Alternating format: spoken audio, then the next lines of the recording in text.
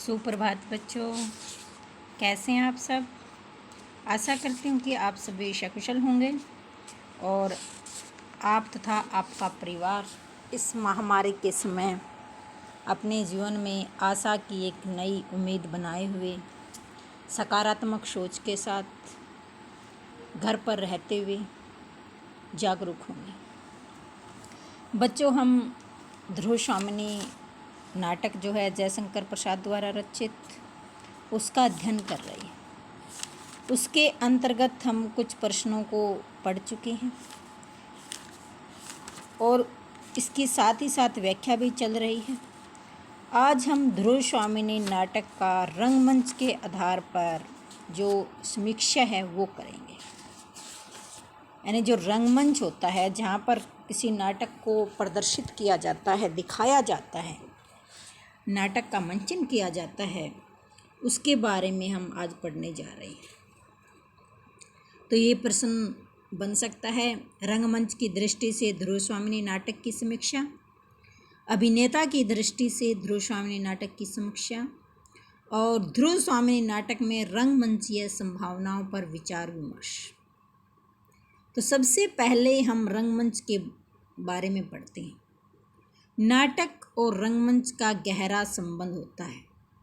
नाटक किसके अंतर्गत आता है? दृश्य काव्य के अंतर्गत, क्योंकि नाटक को हम मंच पर देख सकते हैं, इसलिए अभिनय के अभाव में नाटक की कल्पना भी नहीं की जा सकती। नाटक दृश्य और श्रव्य दोनों प्रकार की रचना है, काव्य है।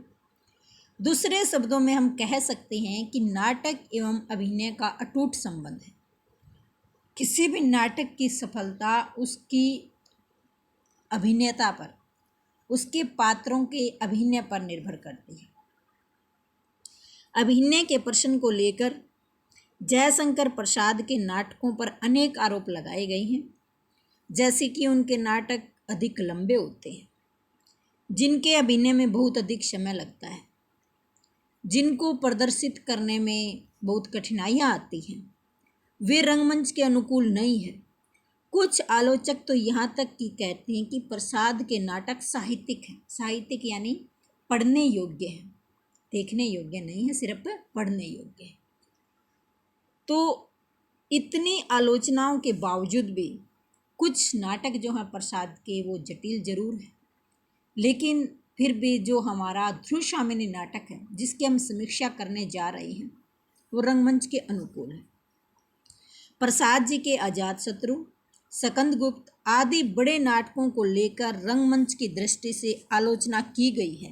तो प्रसाद जी ने कहा था कि नाटक रंगमंच के लिए नहीं होता है। मेरे नाटक पवन्नी चवन्नी के टिकट पर खोंचे वालों को दिखाने के लिए नहीं है। यानी मेरे नाटक इतने सस्ते नहीं हैं, खोंचे लगाने वाले, रेहड़ी लगाने वाले, किसी को भी चवन्नी अठन्नी का दाम लेकर उनको दिखाया जा सके। यानी उन्होंने अपने नाटकों की उपयोगिता के बारे में बताते हुए कहा कि उसके नाटक कितने उपयोगी हैं। कालिदास, भवभूति आदि के नाटक इस उद्देश्य से नहीं रचे गए थे कि वो पाठकों के समक्ष प्रस्तुत किए जाएं।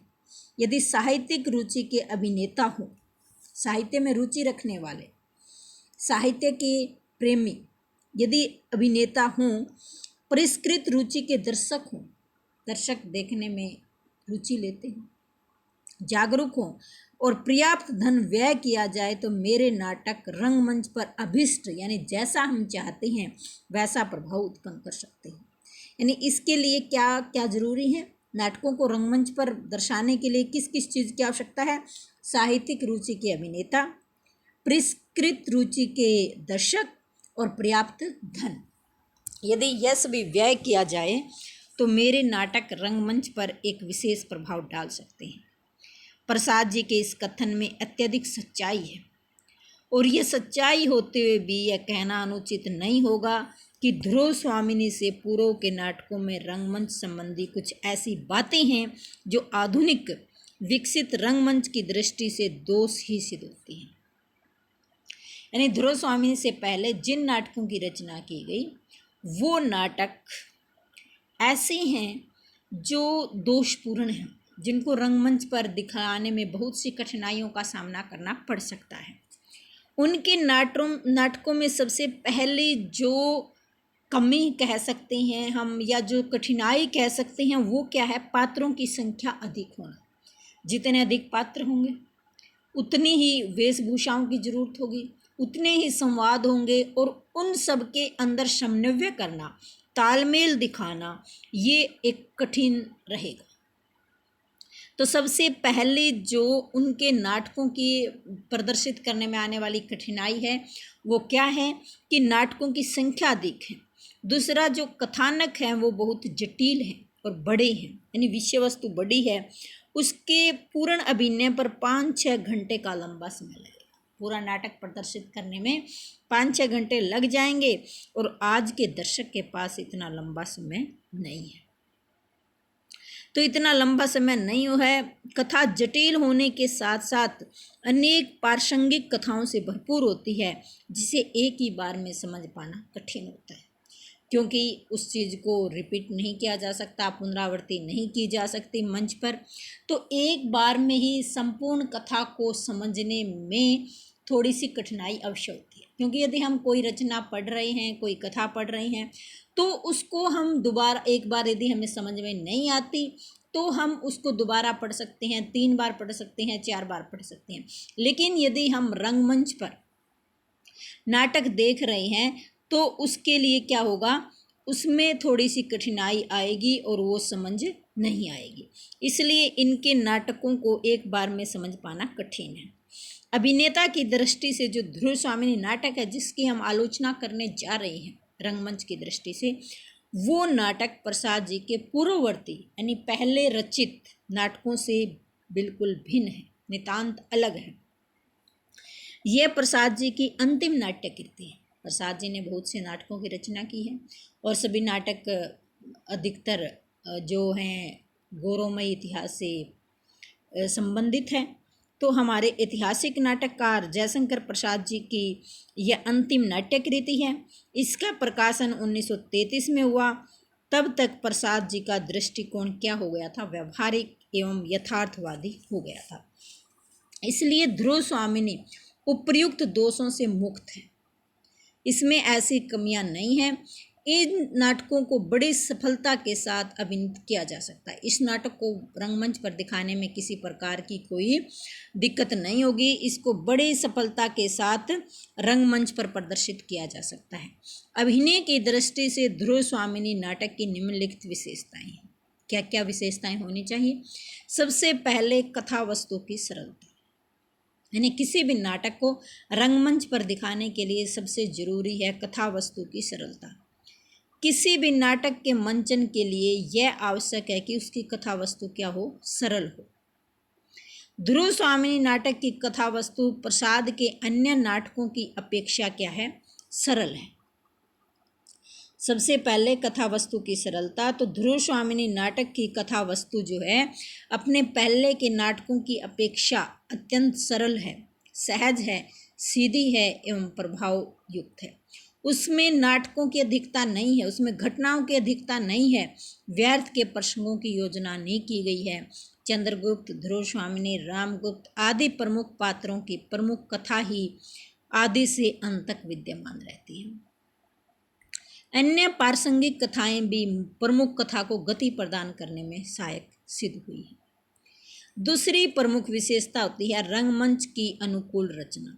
जैसी परिस्थितियां होती हैं, जैसा समय होता है, जहाँ का वातावरण को प्रदर्शित करना होता है, दिखाना होता है, उसी के अनुसार रंगमंच की व्यवस्था करना, तो ये कहलाती है रंगमंच की अनुकूल रचना। ध्रुव स्वामिनी नाटक में केवल 3 अंक हैं तथा हर अंक का एक एक दृश्य है। थोड़े से परिवर्तन के साथ ही हर दृश्य को प्रस्तुत किया जा सकता है, यानी हर दृश्य में थोड़ा बहुत बदलाव लाने की आवश्यकता होती है। प्रस्तुत नाटक के सभी अंकों का कार्य व्यापार इस ढंग से प्रस्तुत किया गया है कि उनको बड़ी कुशलता के साथ अभिनीत किया जा सकता है, बड़ी कुशलता के साथ प्रदर्शित किया जा सकता है। संवादों की सक्रियता, बातचीत जो होती है, उनके कथन उपकथन होते हैं, उनकी सक्रियता, ध्रुव स्वामिनी नाटक की प्रमुख विशेषता यह है कि इसके संवाद अत्यंत संक्षिप्त हैं, सरल हैं, सुबोध हैं एवं सुपाठ्य हैं, पढ़ने में आसान है। उनमें एक वेग विद्यमान है, एक गति बनी रहती है। कहीं पर भी ऐसा नहीं लगता कि नाटक की विषय वस्तु जो कहीं छूट रही है। प्रस्तुत नाटक के सभी अंकों का कार्य व्यापार इस ढंग से किया गया है कि उनको बड़ी कुशलता के साथ अभिनीत किया जा सकता है, बड़ी कुशलता के साथ प्रदर्शित किया जा सकता है। संवादों की सक्रियता। ध्रुव स्वामिनी नाटक की एक प्रमुख विशेषता है कि इसके संवाद अत्यंत संक्षिप्त, सरल, सुबोध और सुपाठ्य हैं। इसलिए संवादों में रोचकता है, संक्षिप्तता है, नाटकीयता है, गतिशीलता है और आवेश है। प्रस्तुत नाटक के संवादों में चुस्ती एवं आवेग देखते ही बनता है। जैसे कि ध्रुव स्वामिनी कहती है, कुमार मैं कहती हूँ प्रतिवाद करो, यानी मुकाबला करो, किस अपराध के लिए दंड ग्रहण कर रहे हो। जब चंद्रगुप्त को बंदी बना लिया जाता है तो ध्रुव स्वामिनी उसे प्रेरित करते हुए कहती कि तुमने ऐसा कौन सा अपराध किया जिसकी सजा तुम भुगत रहे हो, जिसके कारण तुम चुपचाप खड़े हुए हो। चंद्रगुप्त एक दृढ़ निश्वास लेकर चुप रह जाता है। रामगुप्त हंसकर, कुचक्कर करने वाले क्या बोलेंगे। चंद्रगुप्त के न बोलने पर रामगुप्त उन पर कटाक्ष करते हुए कहता है कि जो कुचक्री हैं, जो षड्यंत्रकारी हैं, वो क्या बोलेंगे।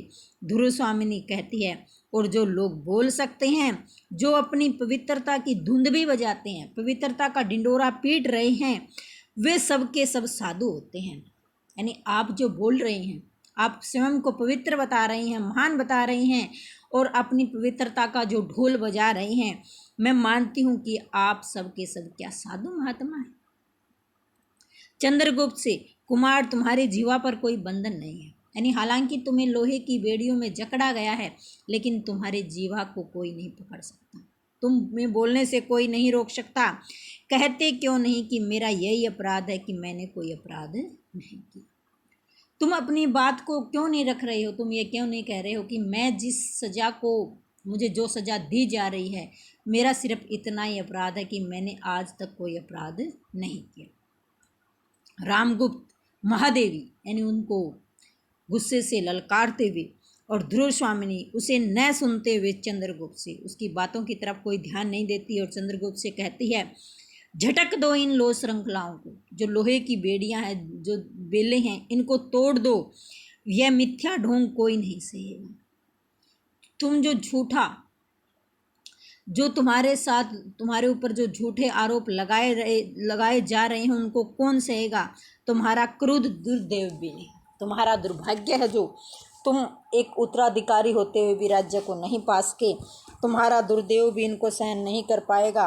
रामगुप्त डांट कर, महादेवी चुप रहो, यानी उसे डर है कि कहीं चंद्रगुप्त उनकी बातों से प्रेरित होकर उसका विरोध न करे, उसके सामने न बोलने लग जाए, इसलिए वह महादेवी को कहता है कि चुप रहो। ध्रुव स्वामिनी तेजस्विता से, तेजी से, कौन महादेवी? राजा, क्या अब भी मैं महादेवी? आप किसे महादेवी कह रहे हैं? क्या मुझे अब भी महादेवी मान रहे हैं आप? कौन महादेवी? कैसी महादेवी? जो सकराज की सैया के लिए कृत दासी की तरह, एक बेची हुई दासी की तरह भेजी गई हो, वह भी महादेवी? यानी मुझे बड़ा आश्चर्य हो रहा है कि आपकी राज्य व्यवस्था में एक पत्नी को किसी दूसरे राजा के पास भेज दिया जाता है और आप उसे अब भी महादेवी कह रहे हैं, एक खरीदी हुई दासी के समान भेज दिया जाता है। मुझे बड़ा आश्चर्य होता है।